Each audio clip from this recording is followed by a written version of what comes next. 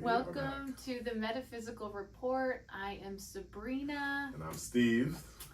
I am a psychic coach and healer, and I do Vedic astrology using the Western tropical positions. Quite unique. Yes. And I am known as the intuitive way shower, and Steve is... I'm the metaphysician, being an acupuncturist and all things metaphysical. That's right. So, our show is all about metaphysics with a focus on astrology and numerology. So, what do we have today, Well, Steve? today we've got a big one, everyone's favorite person to talk about in the news, and it's always Mr. Trump, the former president and everything. So, yeah, this will be an interesting show because there's just, there's obviously been a lot of takes on him. There's a lot of stuff out there. As always, there's more unfolding news that occurs with him. So we will be, delving into all things Trump today. Yes. So Donald Trump's natal chart, astrology, and his numerology. Yes. And he was born on June 14th, 1946 in New York, New York. Correct. Okay. Yes, yep. You got that time going for him. So, do you want to start? You want me Sure. Let's look at his numerology. So, what we got for him. Now, the main number in numerology is the life path number. Okay, this does speak of your personality and also your life's trajectory. So, Donald's life path number is a 4, preceded by 13. So, when you add up all the numbers in the birthday, you get a number, and then you want to add it together to get a single digit, unless it's a master number.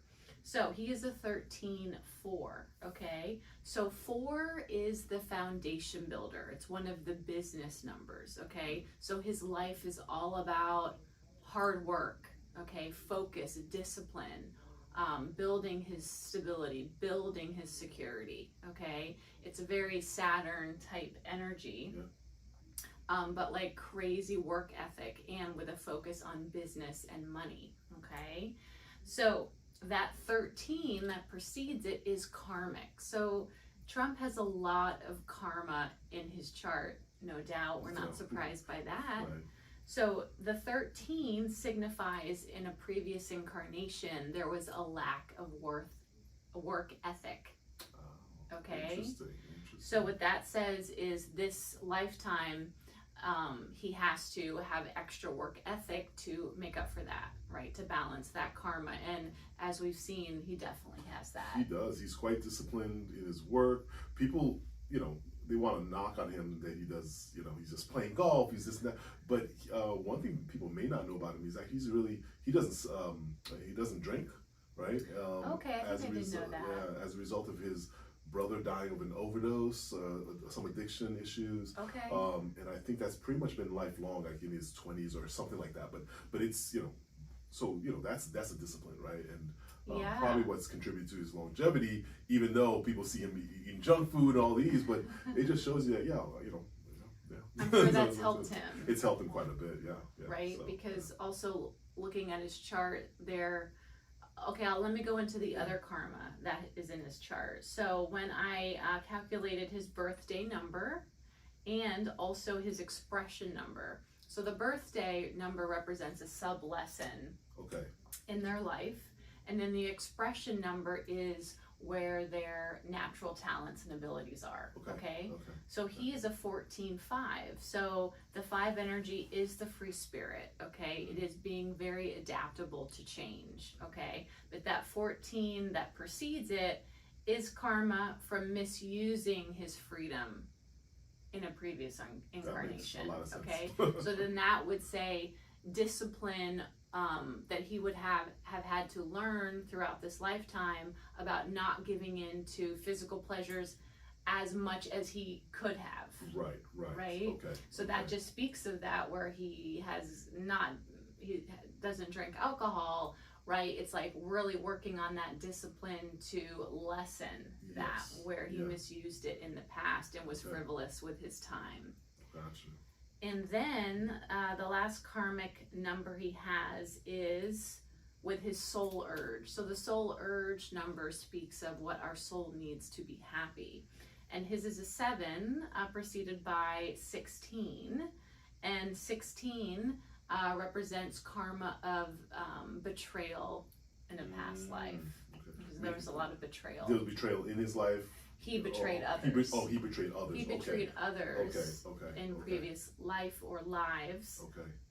So, so what that karma brings this time is he has a really hard time in his relationships. Okay. So that's his karma. Okay. So, you know, his peers, his romantic relationships suddenly leaving, just not working out, him having a hard time trusting his peers or main relationships. So there's that struggle this lifetime with his relationships due to past karma. Past karma from that. Okay. That's interesting. That dovetails when I'll talk about some of his astrology, because that, again, we don't do this, really talk a lot about this before, so I'm learning some new things here. Yeah. That dovetails very nicely with what I'll be mentioning. So those karma, especially that last one, actually all of them, that one in particular makes a lot of sense with what I see. So yeah, good to know. Good to know. Good stuff there. So other things, let's see. So his personality, so he has a lot of 7 energy, okay? And I've spoke about this previously in our last famous birth chart with Joe Dispenza. So that 7 energy brings a magnetism to him, right? That can be hypnotic, and people can just be magnetically attracted to him, okay? And he has 3 7s in his main numbers, his core numbers. So he has crazy magnetism. So what are these core numbers? So the 7, the soul urge, right? What his soul needs to be happy, his personality. So what people first see about him, feel about him when they first meet him, and then his destiny number is also a 7. So again, that magnetic energy, and it can also cause people to be obsessed with him, which we know that to be true, obviously. Oh, that's where that comes from. Okay. Yeah. Okay. And then the personality. So the 7 energy is the truth seeker. Okay, it's someone who's always seeking more knowledge, more wisdom, more learning, and they have to have that. They have to have a strong faith and or spirituality for them to feel have that strong foundation and feel that ease. Okay, so he also has that with his destiny number. So that could also mean that enlightenment. He's heading toward maybe enlightenment at the end of his life, this lifetime. So we'll see if that happens. Interesting. Right? Because it's like that final, that spirituality, that growing, that faith. And 7 energy also means that he needs a lot of alone time. Sure. 7's very much the hermit. Now, obviously, he's not a hermit. He loves attention. That's was the... Right, but the balance, he does need a lot of alone time at the same time. But we don't. So are we saying that, from what we know of him, it doesn't seem like he has his alone time? Because even when he's out golfing or doing his thing, he's with other people. So where would that be, or how would that be in his life? Like, how do you might see that happening where he gets that? Like, well, yeah, I don't know if he is getting that, but if he's not getting it, then he will definitely be more stressed out. And be more in the drama. Gotcha. Okay. So we can see that maybe he's not getting enough alone time, right? So other things are kind of taking over his life. So that can just mean extra stress, not being able to reflect on his actions or what he's doing, that type of thing. So even though he really needs it, he might not be getting it. You know, I mean, I think it's safe to say that's the case, because I mean, he put himself literally, you know, there's no bigger fishbowl than being the president of the United States, right? And even the fact of craving, wanting that. And there's definitely, I think, an element, you know, of him not being self-aware. I mean, he knows what he's doing, so he can't. It's not like he doesn't know what he's doing. Right. But as it relates to things that might be actually nourishing his soul, it looks like he's literally going opposite to that and consciously doing that, as opposed to like, oh yeah, I really feel I need this time to kind of. It doesn't seem like he has that level of self-reflection of one. It doesn't seem that's how he runs his life. Right, and that comes with maturity, right? Because there's a lot of other things in his chart that do portray a definite need for attention. A crave for attention, of course, everywhere here. Let's see what else. So so those are his main numbers. Oh, I will also comment on, so his personal year numbers, so his theme of the year. Well, right now he is in his 8th year, so it's very much focused on money, career, work, working hard, getting recognition, getting rewarded for his hard work. And at his birthday in June, he'll be heading into his 9 year. So this is a big deal. So this says that the next 2 years of his life will be a lot of change, a lot of change. But with the 9 coming up, that's all going to be about him releasing, closing up a 9-year chapter in his life, dealing with all this old stuff, unfinished business, loose ends. Things are coming back up to the surface to then be completed, and it's all about endings, right? But at the same time, 9 energy is humanitarian energy. So, you know, he might be going back and forth in the humanitarian, trying to help, you know, the collective in a way as well. Okay, but a lot of change coming up for him. So that's why I'll leave it for the moment. For those are his main numbers. Interesting. Yeah. It makes a lot of sense because, you know, how he comes. This is why when you say how he comes across to people as that 7, again, not the first thing that pops in my head when I think of it. I think definitely, you know, 7 people. I think definitely more Joe Dispenza, the wisdom seeker, you know, the meditative. Let me kind of him. I see more as the, you know. And it's not his main number. That's the thing, right? Because his main number is a 4. Okay. Well, his other core numbers, there's a lot of 7s here. Yeah. And 7 can also speak of someone who's very eccentric, someone who is just stands out from the crowd, you know, alien-like, doesn't really fit in. Sure. Oh, well, that makes more sense. Yeah, that definitely makes sense. You know, in terms of how his whole political career, his persona is really quite. It's taken a different trajectory, right? I mean, that's been his appeal to a lot of people. The fact that he's not the insider, the typical. He's the maverick and all that. Yeah, that makes a lot of sense. Yeah, I can definitely see that.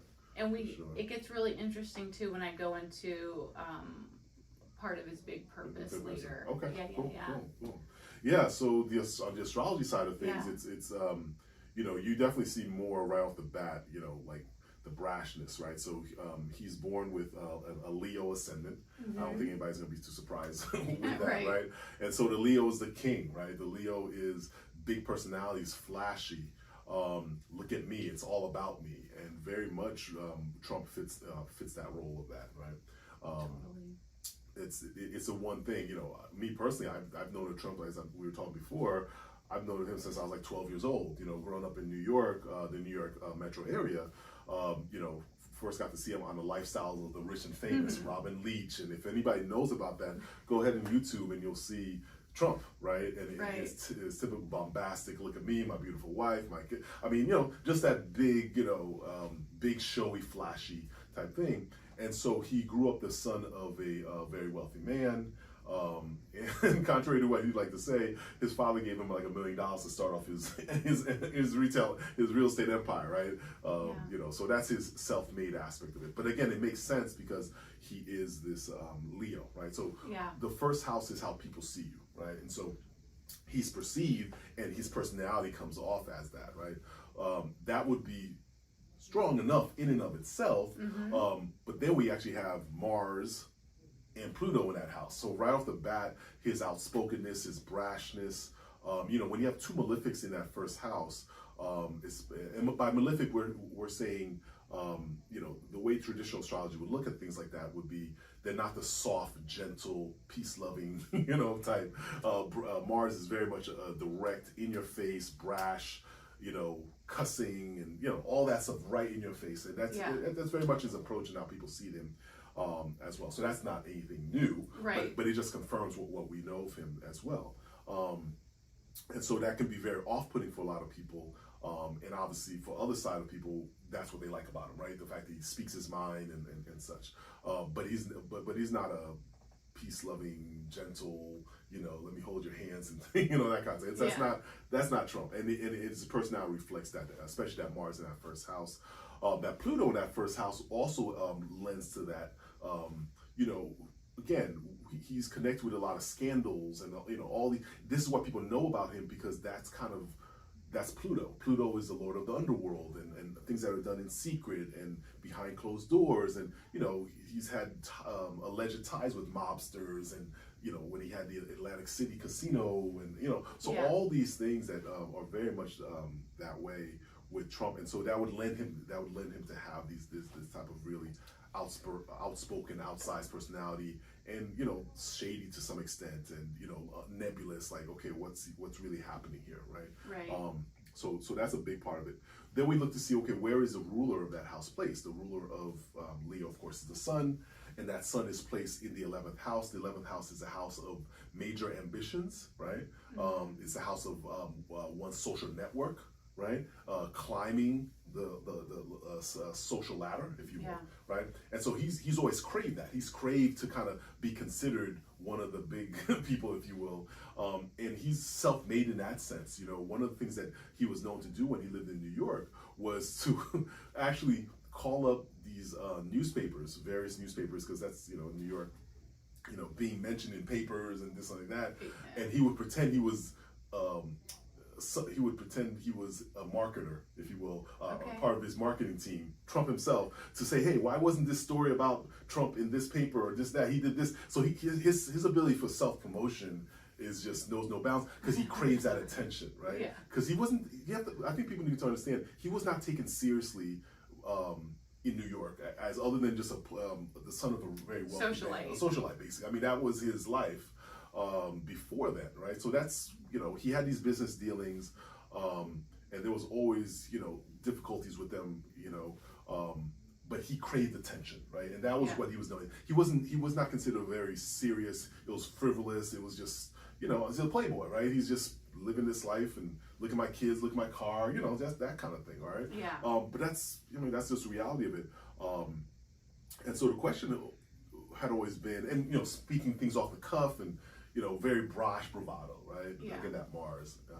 But that sun is going to make him really want to climb that ladder and be seen amongst that, right? And he was, anytime he didn't felt that he got his due, he was always loud about it, right? He just let people know, right? Right. When he gets hurt, he needs to let everyone know. Yeah, he needs to let everyone know, right? So that's a very much thing with him. And so the other thing that people may or may not know was that he was schooled, if you will, in the art of this whole, not just politics, but the politics is a focal role, but really just how to maneuver behind the scenes. He had a fixer, and he learned under this, goodness, of course his name just literally popped out of my head.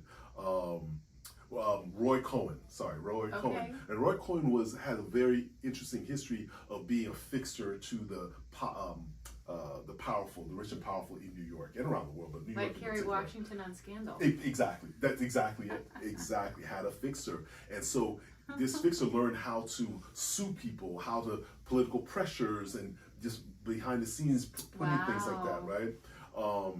That was his education. That was his education, right? And so he understood how to manipulate the public opinion and this and that. So he learned under this Roy Cohen. And if anybody really wants to, there's a documentary about him. You got to look it up. It's really fascinating. So definitely, I recommend people look up Roy Cohen and that history. He's got a lot of behind the scenes stuff. There's too much to go into right now. It really is. It's fast. So when you understand that, and he's actually literally been quoted as saying something to the effect of, "Where is my Roy Cohen?" Meaning when all of this was going down, when he was being impeached and all this stuff, he wanted someone of that caliber to be able to fight fire with fire, if you will. Yeah. The dirty tricks and all these other things, because he was the master. He learned at the master's feet, if you will. And so he wanted someone like, so again, none of that is a surprise. This is kind of what we've consumed with that. But the question I'm sure on most people's minds, because he's a very polarizing figure, right? Because he's out brash and outspoken, all these other things, and he draws scandal to him. And even when I was looking at this chart, way back when he was looking to run, I looked at this chart and I found the one thing that I really think is very defining in his chart.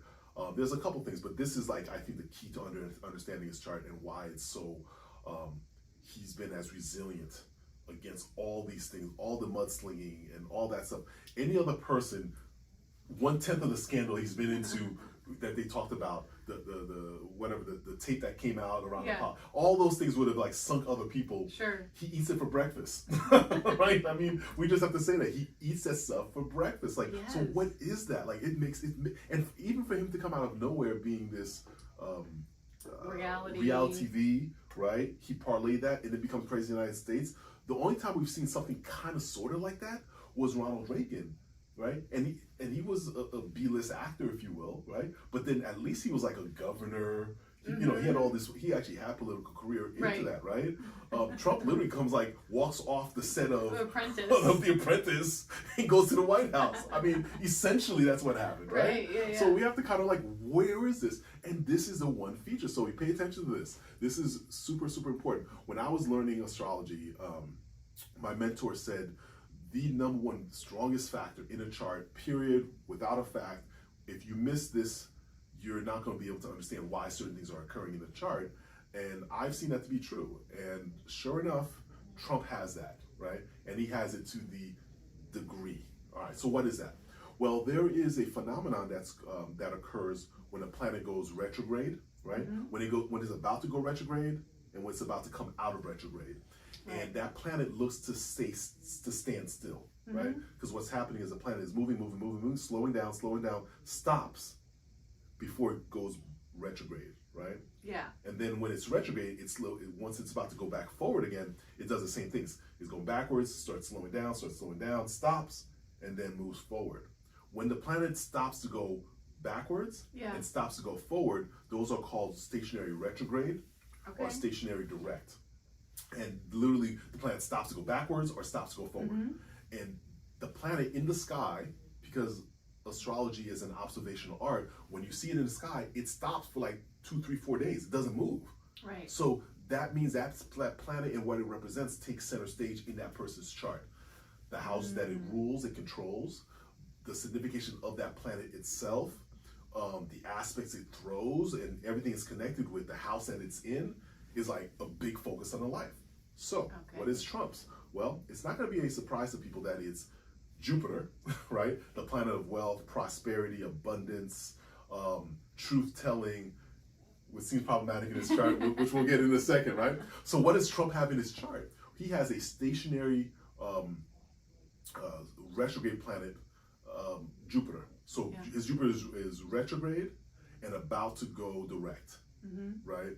And so it's retrograde, and so it holds back that energy of Jupiter. So that's why, he's known to fumble the truth, right? Or misrepresent the truth. And the other reason that's the case is because his retrograde stationary Jupiter is with Neptune, right?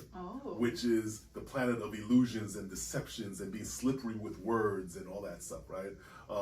And again, he's always had that reputation, again, coming from New York, of a used car salesman. You just can't quite trust what he's saying. He's, like a typical person that will just shine on the more positives and leave the negatives and just kind of not really. So someone that you after a while you do some business with them, you're like, you gotta be careful with that kind of thing.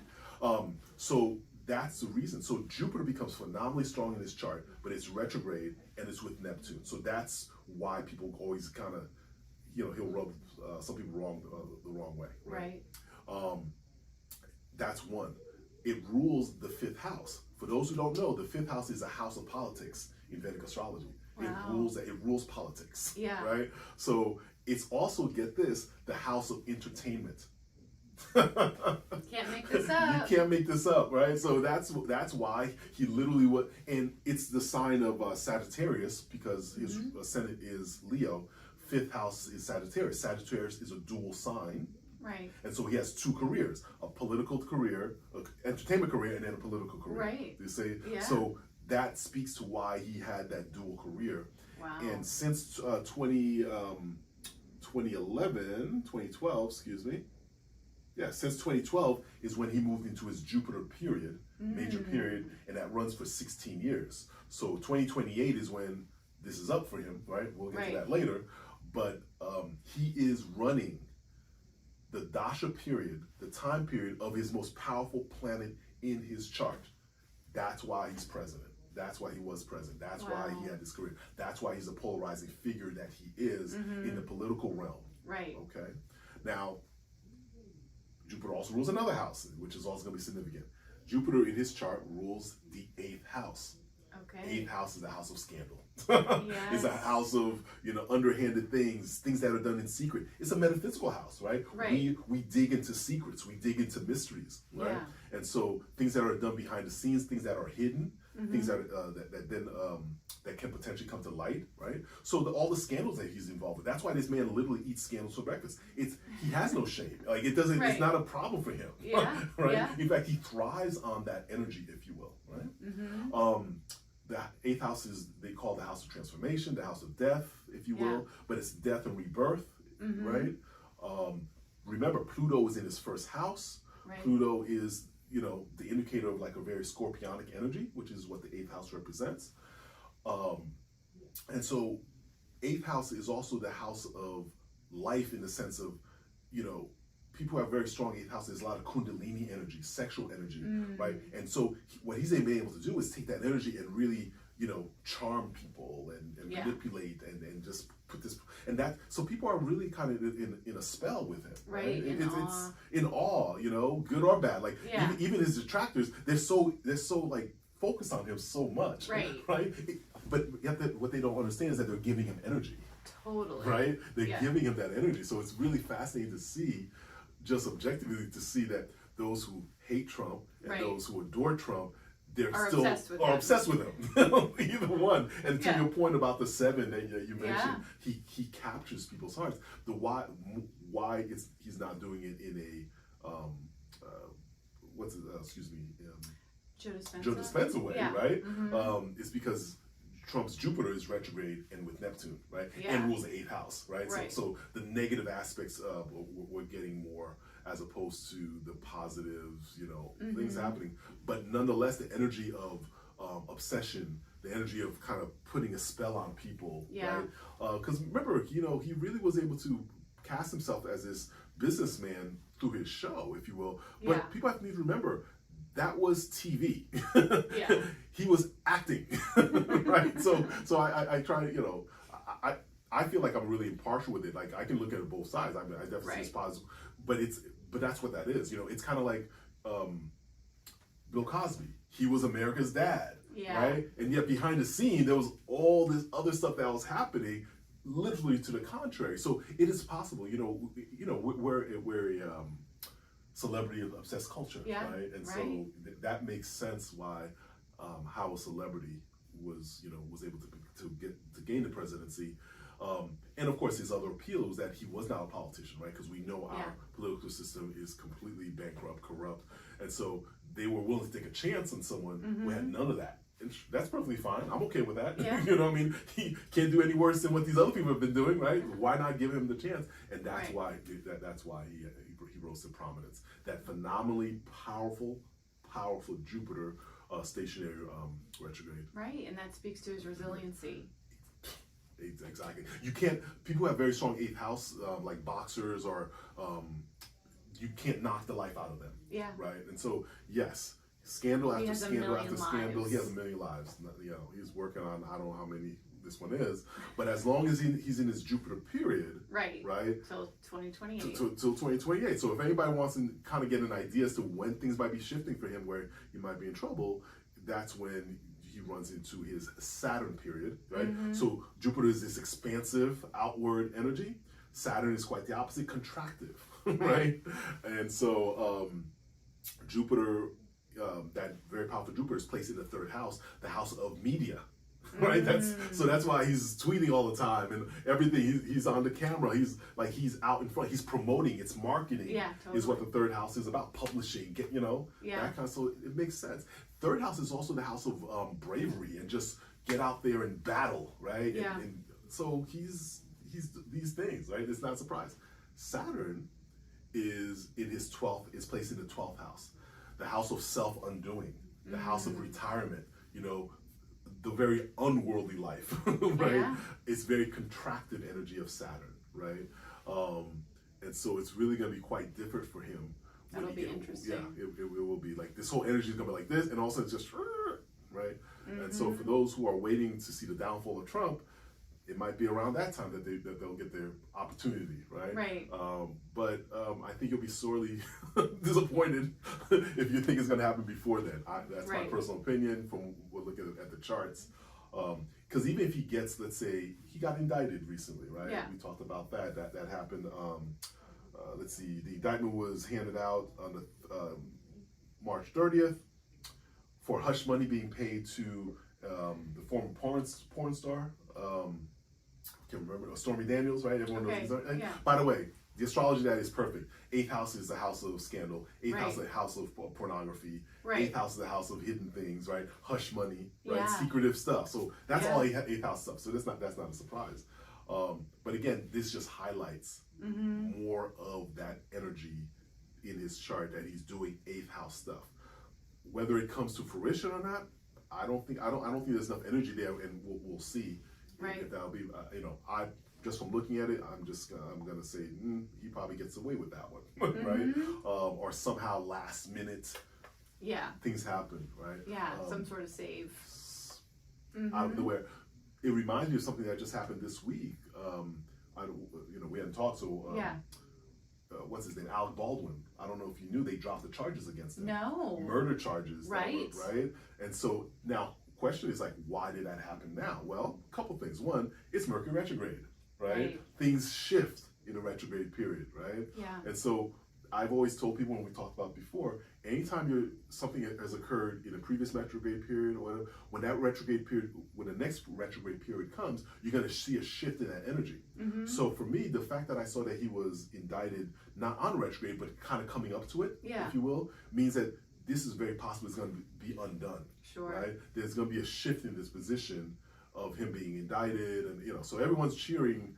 You need to wait until after retrograde is done, and a little bit after that to kind of see what comes of it. At the very least, we're going to see the next Mercury retrograde will be another bout with this, right? So just pay attention to the next retrograde in September. There'll be some more stuff that comes along with around that as well. I'm trying to see if there's anything else that comes to mind. This is the other one. This is what we had mentioned before. We had done a class with his MAGA. All right, so one thing we know about Trump is MAGA, right? Make America Great Again. MAGA, right? MAGA, right? That's what we keep hearing. MAGA. On the hats everywhere, right? Is connected with him. So why would I be surprised when I looked up his chart, right? And there are what is called nakshatras. These are asterisms, meaning you have a whole constellation, and then within that constellation, there are certain stars that the planet runs through. And Trump's first house, his Mars, is in MAGA, MAGHA. And you can't make it up. It literally, anyone can look this up themselves, right?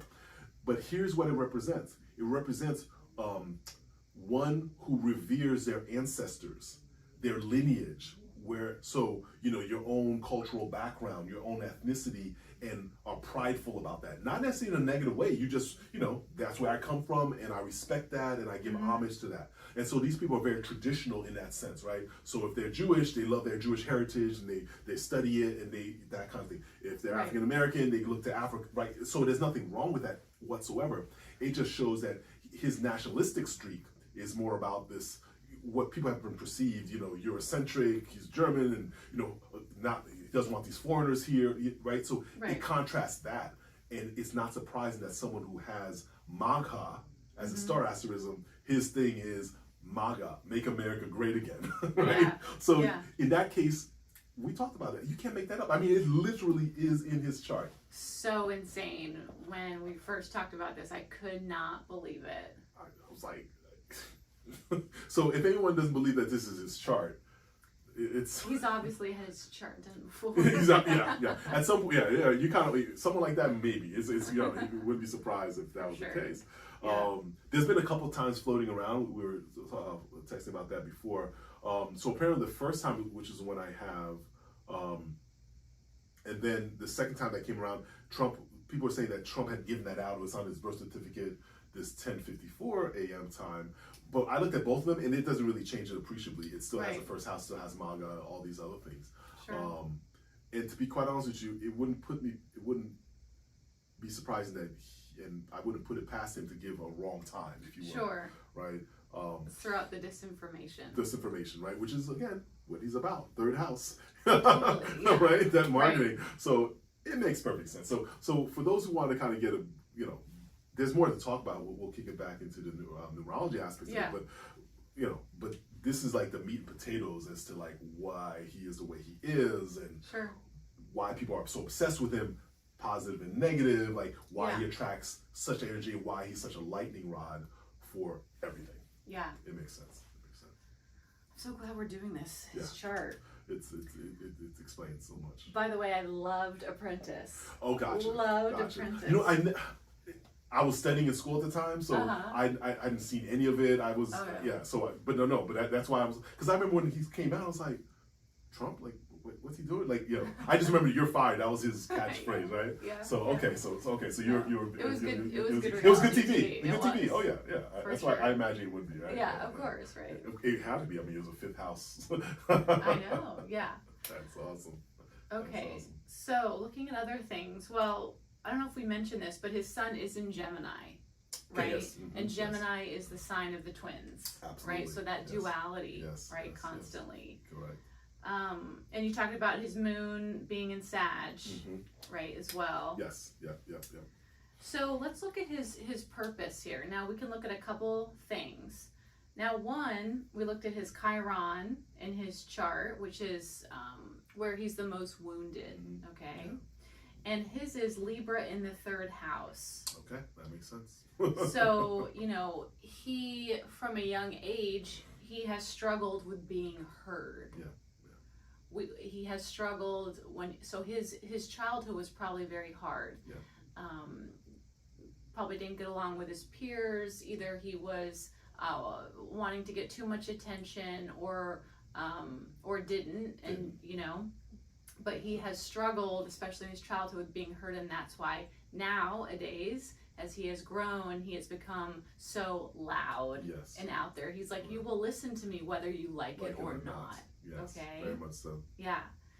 And then looking at his North Node, it's Gemini in the 11th house. Okay, Gemini in the 11th house. And the North Node talks about what we're here to achieve this lifetime. Okay, the South Node is what we come in with. That's it's already a strength for us. So Gemini in the 11th house. What does that talk about? It actually talks about working with the masses, working with the collective. It also speaks of how stubborn he is, exceedingly stubborn.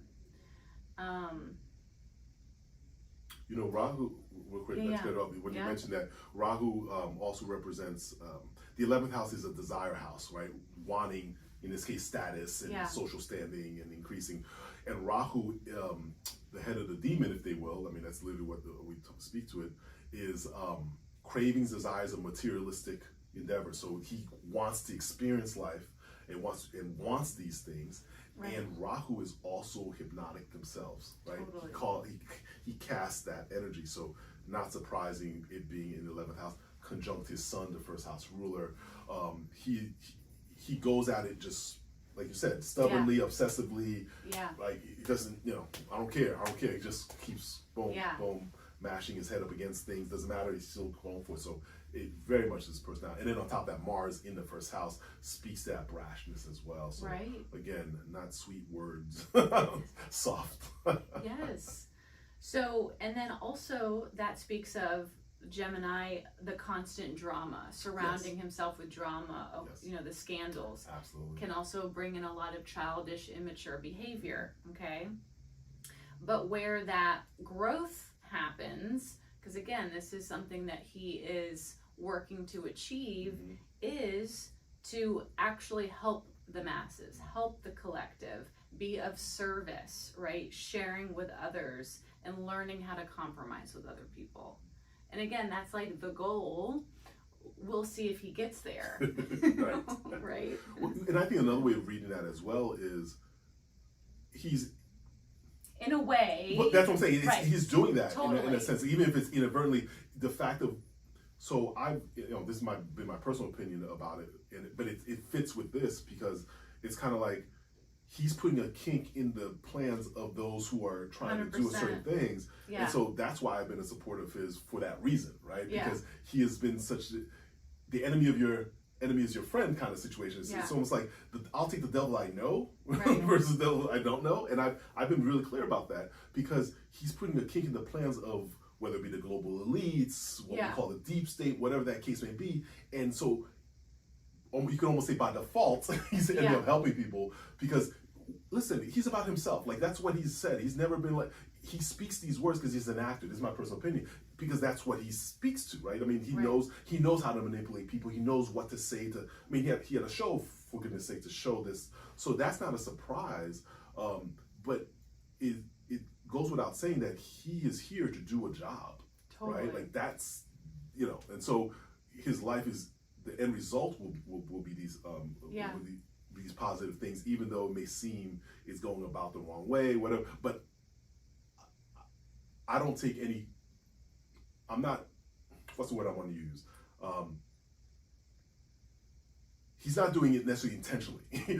He's not like, okay, well, I'm going to do this and I'm going to do this. No, he wants his fame and attention. He's been this way literally since he was, back in New York. Like, he was wanted this level of attention, but he just happens to be getting some more positive things done as a result of that, right? And so I'll take that, because anything that puts a kink in the plans of things, right? Sure. So in his quest for attention, more fame, more attention, he is inadvertently also helping humanity. Quite a bit, yes. Yeah. People don't like to hear that, but that's the case. It totally is. So, looking on that also, okay. So, in human design, no surprise that Trump is a manifesting generator, okay? So he is the Energizer Bunny, right? He has endless energy, Bingo. Okay? Bingo. Yes. And the quantum term, thanks to Karen Curry Parker, of the manifesting generator is called the time bender. Okay, so he is the multi-hyphenate. He's also the multitasker, okay? So he can do so many different things at once that he can essentially bend time and change time to get more things done. Makes sense. And stop time to get a lot of things done. So he is the time bender. So almost like defying the rules, which in a sense, on so many levels, that's what he does, right? He defies the rules, convention, and also that makes perfect sense. Yeah. Okay. So that's really interesting. And so his strategy is responding. So he is not, he doesn't do well when he creates from his mind. Okay, he has to respond to signs in the external, in the environment, and then taking action on those things. He's not meant to initiate and create just solely from his mind. He has to wait, respond to the environment, and if it's a yes for him, he has to take action. And what his authority is, which is how he makes decisions, is actually it's the emotional. So he has an emotional solar plexus, which means he is not, even though he might go against this, but this also might get him in trouble, is he's not meant to make spontaneous decisions, okay? In the moment, if someone asks him to do something, he's not meant to say yes or no right there, because that can get him really into trouble. Because his authority is emotional, he's meant to wait it out until he rides the emotional wave before he can really find clarity on whether he should do something or not. Someone needs to tell him this. Right. Someone needs to have Someone needs to tell him his human design. Human design needs to tell him that. Yes. Okay. So when he's not living by his strategy or authority, when he is creating from his mind, when he is making spontaneous actions, that's really what's going to get him into trouble and bring a lot of frustration in his life. So let's go into just a fun thing is his digestion, because in human design it also tells you how you best digest food, right? And his is cold, okay? So he does really well with cold foods, cold drinks, cold environments, cold weather. Interesting. He thrives in the cold. Is that because he's already heat himself? He has a lot of heat, and therefore he does better? Exactly. He has so much heat, he needs that for balance. I got you. Okay. Totally. That makes sense. I'm glad you brought that up. Okay. And then in human design, there is a thing called the incarnation cross, which also talks about your purpose. So you can't make this up. His is Eden, His purpose is called the right angle cross of Eden and or miracles. So his purpose, according to Human Design, is implementing new patterns to shatter the status quo of the past to create a new heaven. Okay. Let me say that again because this is amazing. Yes, it is. His purpose, part of his purpose, is implementing new patterns to shatter the old dynamic, the old status quo of the past to create a new heaven. Isn't that freaking crazy? You know, it makes so much sense because, again, even with seemingly inadvertent actions, Yes. right, is there's good coming out of that, right? You know, like me personally, I had issues with him, the fact that he didn't, you know, with the whole COVID response, like he followed along and whatever, but also what has happened as a result of that is because people now are more aware of CDC and all of the machinations, and when we'll get to COVID part 2, where we talk a lot about that. And so again, for me, this is more of like a bull in a china shop, but he's wrecking things, but it's things that need to be wrecked, right? Yes. And so I totally accept that because it makes perfect sense of his role in things. It's like he's been ordained to do these things, and you'll hear people talk on the Christian right or the Christian side saying that, you know, he's a blessed man and he's ordained, he's anointed for these things. And if you're talking in that sense, that makes sense, because it is, right? He's a bone in the china shop shattering things. And you know, it's not pretty when things get shattered, right? Because things have been so stagnant and so corrupted for so long, right? That it takes someone like him to just like, you know, shatter it. You know, and again, he's not like, oh yeah, this was my plan all along, right? Now, to his credit, I know he knows that things are corrupt because he's part of that system. Like he grew up knowing how to, you know, weave and things, like the tax code. Like I think he baited one of the people that way, where he was like, oh yeah, you know, I pay minimal tax as possible. You know why? Because that's the law. like I can do that, and you guys do the same thing too. So he's exposing the hypocrisy, right? And so he does that really quite well because he's of that world, he's of that class, right? This is not like a bottom up guy. He's that's his world too. So he's a billionaire. He knows exactly what's going on. But to your point, he's breaking things and to allow this new stuff come along, right? This new Eden, and I'm all for that. It's not never a pleasant thing, right? It's uncomfortable. It's uncomfortable. It's uncomfortable, and I think it's hard for people to hear that, right? Because we try to take a very balanced point. You know, I'll call his deficiencies as well, but I also call it, wow, he's ordained to do this. It's pretty obvious. It's hard to hear for a lot of people, but you know. Shattering the old paradigm, draining the swamp. Draining the swamp. I mean, that makes a lot of sense. Yeah. That's beautiful. In that sense, it really is cool. So then I'll end that with, in the tarot, so his he's a life path 4, right? Which in the tarot deck is the Emperor, right? Emperor. Okay. It is the Emperor, right? Royalty. It is a very masculine energy. Someone who has to have control, right? And they actually get things done. And on the negative side of that, of course, can be like a dictator like, you know? And Emperor is ruled by Aries, right? Mars, ruled by Mars. Right? And you got the leader energy, the establishment energy, the government energy. And then preceding that 4 was the 13. And the 13 in the tarot deck is the death card, right? So going back to what you said earlier about the death is, you know, he's all about transformation. Major transformation. We're going to look back on these years, under the Trump years, as the time when really America shifted so long, inadvertently in some extent, but he was a catalyst for all of these changes. For sure. All these changes, and that's what needs to be acknowledged, or else you're really not going to understand, you know, what's been going on in this country since 2016, even a little bit before him, actually. Kind of when he kind of came on the world stage, if you will. But the way he was doing it wasn't always pleasant. No, it just wasn't, let's be honest. But it was also what was necessary, and it was a reaction really to cleaning up or attempting to clean up this stuff, right? Like it spawned someone like him because, you know, he's in it. He knows. He knows. He knows how this works. He knows. You know, he's with the elites. He understands. You know, but I get to some extent that he probably didn't want to go along with some of their stuff, if you will. Yeah. You know, even though a part of him has always been on the outside and wanted to be in with the cool people. Totally. Like, that's pretty self-evident, right? Yeah. But nonetheless, he's shattering all these illusions and trying to, you know, attempting to get this country back on track, with what, you know, him and other people perceive as, you know, our fall from greatness and you know, all these other things that come along with it.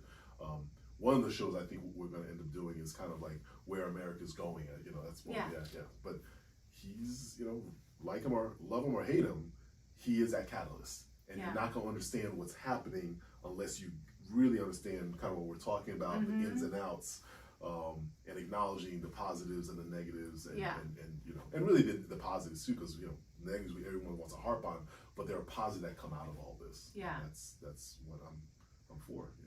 Do you want to speak to what we were talking about earlier? Which was the Illusia.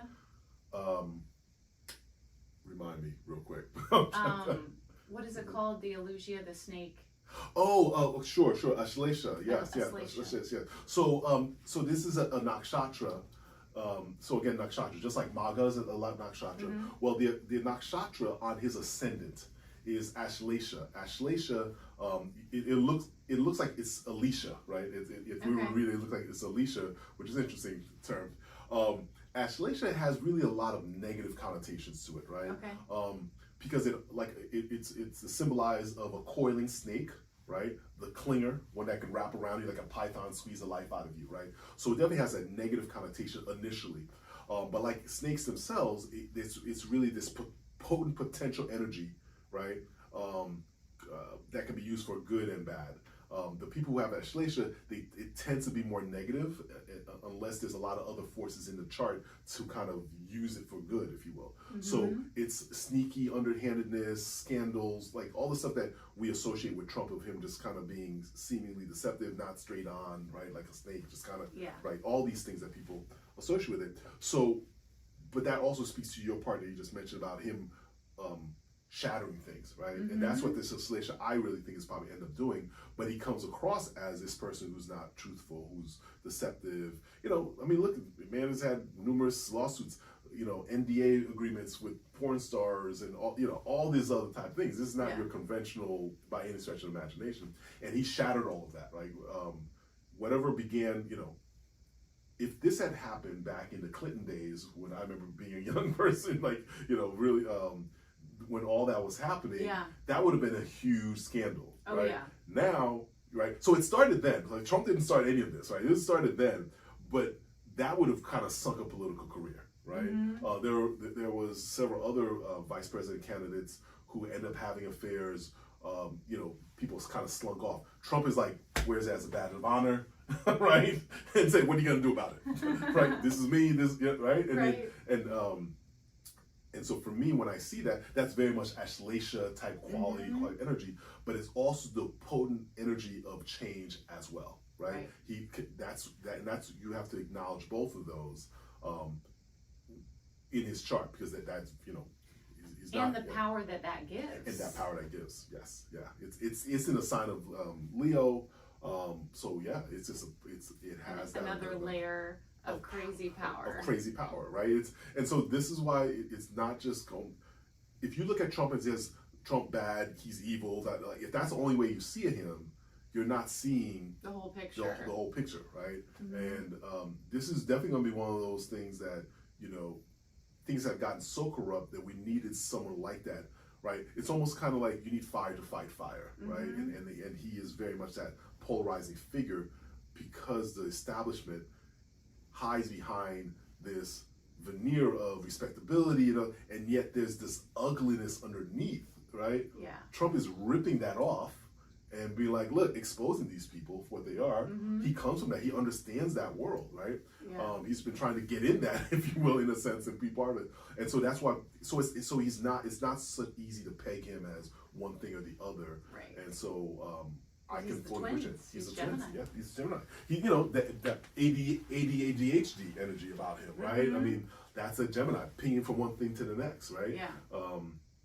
And so it's hard to pin him down. It's hard to and he's always surrounded by lawyers, and because that's a very mercurial energy, lawyers and the details, So if you think you're gonna be able to pin him down, good luck with that. It's just not right. Even if you think you have him, oh my God, never. I think what people are starting to realize, especially as prosecutors, is like they're going, oh yeah, we have him on this, and this. Yeah, good luck with that.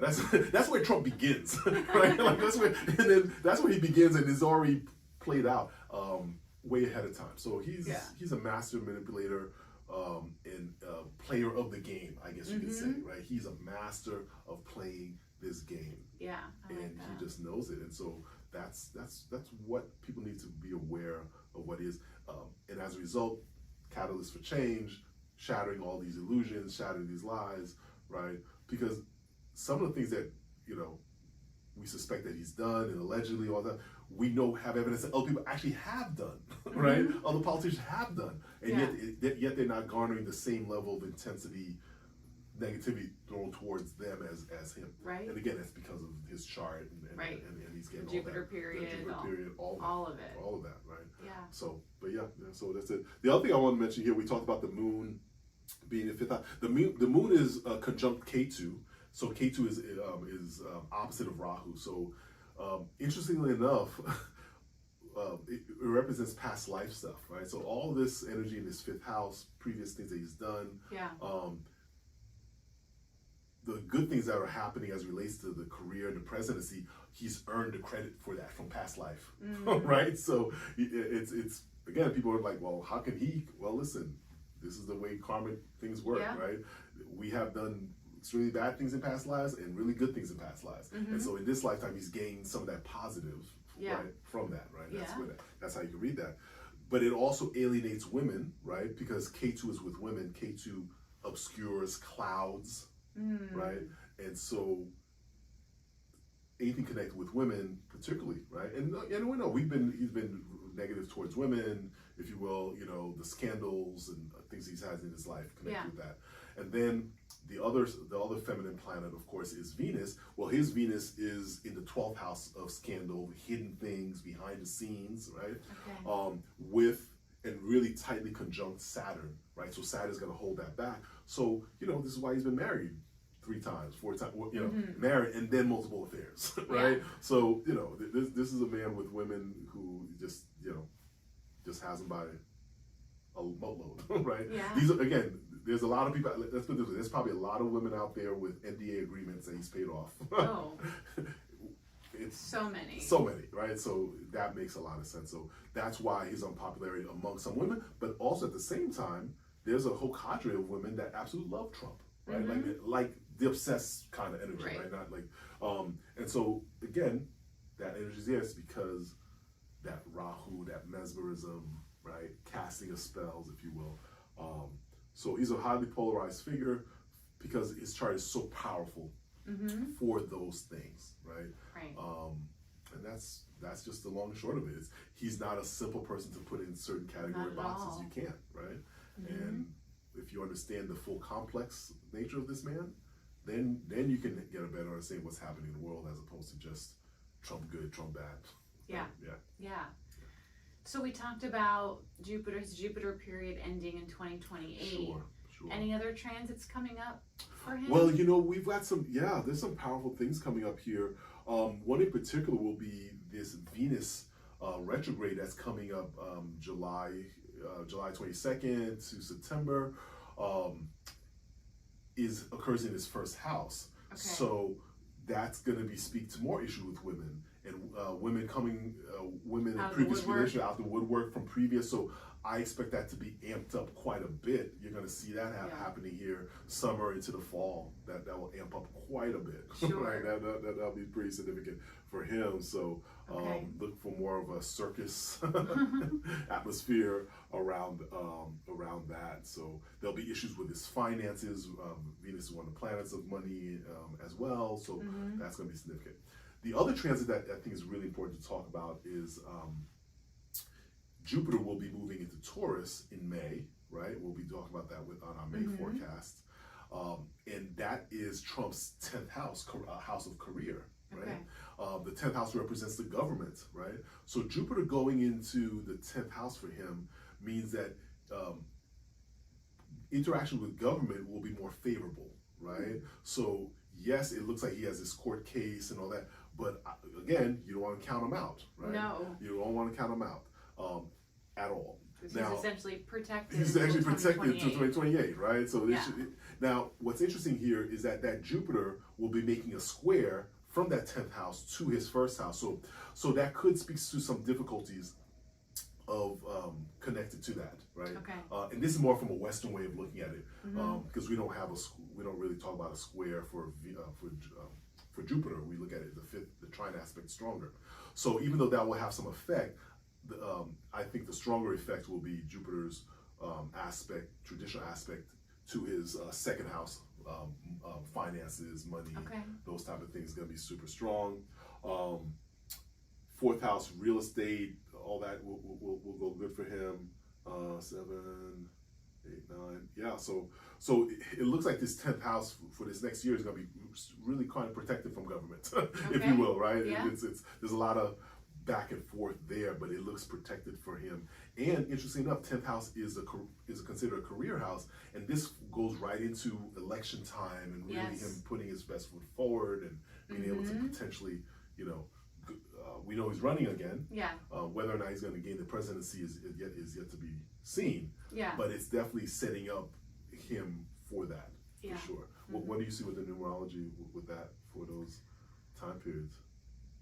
Well, just really speaking at the 9 energy, the 9 energy. Right? Okay. And what's coming up, because we looked at in 2028, he'll be in his 5-year, which is in an energy of a lot of change for him, a lot of change when that change is over. But for now, again, with that 9 energy, it's just he's starting in June a 2-year period of massive changes in his life. So again, to wrap up with his Jupiter, his Jupiter period ends in 2028, right? And the last 3 years of that goes from 2020, actually 2 years, 2026 to 2028. So July of 28 is when he starts his Saturn period, right? Okay. So that's about when the protection wears off, if you will, right? Yeah. There's still some of that momentum of the previous year, if you will, or previous couple of years that still bleed into the initial year, but yeah, that's when astrologically, from where I'm looking at it, like, okay, then he's the most vulnerable, right? Because he's in the Saturn period. Saturn's difficulties in general is placed in the 12th house, the house of undoing and tragedies, and it's not a worldly house, if you will. Right. It's almost like retirement. Like this is when he fades off into the sunset kind of energy type thing. It's not big, it's contractive. So if anyone wants to know, that's approximately the time when they'll see things shift in a major way for Trump in terms of not being on the world stage. Yeah. Okay. So that's what we got. Cool. Well, guys, we hope you've enjoyed our delving deep into Donald Trump's chart. Yeah, pretty amazing, and hopefully that you've learned a lot. It's not as simple, and we try to paint a bigger, more complex picture for you to better understand what's happening. So we look forward to seeing you guys next time. If you like our channel, we definitely love that you would interact with us. Comments below. We're always open for readings, so you'll have our information, contact information as well below. So we look forward to that. And anything else we want to queue up for people? No, that's it. So yeah, we look forward to connecting with you guys very soon. Yeah. All right. We'll see you next time. It's a wrap for the Metaphysical Report.